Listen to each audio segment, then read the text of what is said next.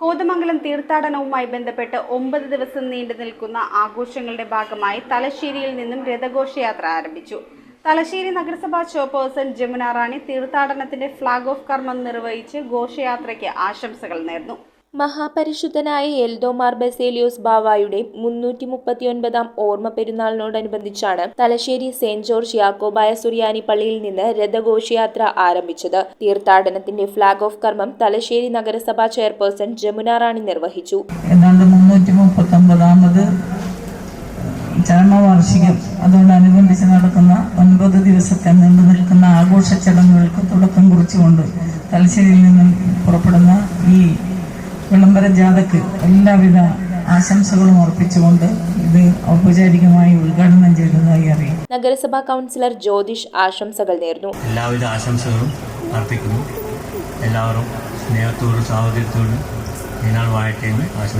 Thalassery saint George Yakobaya സുറിയാനി പള്ളി വികാരി father Anush Jacob യോഗത്തിൽ അധ്യക്ഷനായി. കോതമംഗലം മാർത്തോമ ചെറിയ പള്ളി വികാരി father Jose Parathuvayalil, father Biju Kavattu, father Binil Baby, ചെറിയ പള്ളി ട്രസ്റ്റി ഏലിയാസ് കീരംപ്ലായിൽ എന്നിവർ ആശംസകൾ നേർന്നു.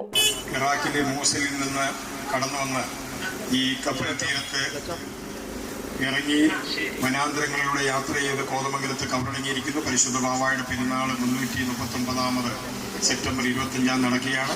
മാനേജിംഗ് കമ്മിറ്റി അംഗങ്ങളായ കുര്യാക്കോസ് പുല്ലാന്തിക്കാടൻ, എൽദോസ് ആനച്ചിറ, വിൻസെന്റ് പാറയ്ക്കൽ, ഷിജു പഴുക്കാളി, എൽദോസ് പാലൻ തുടങ്ങിയ കമ്മിറ്റി അംഗങ്ങളും ഘോഷയാത്രയിൽ പങ്കെടുത്തു. News bureau, Kothamangalam.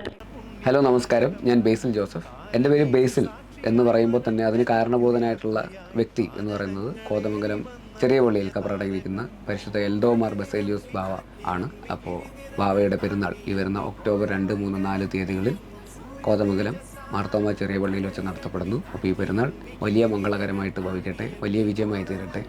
എല്ലാവർക്കും പെരുന്നാൾ ആശംസകൾ നേരുന്നു.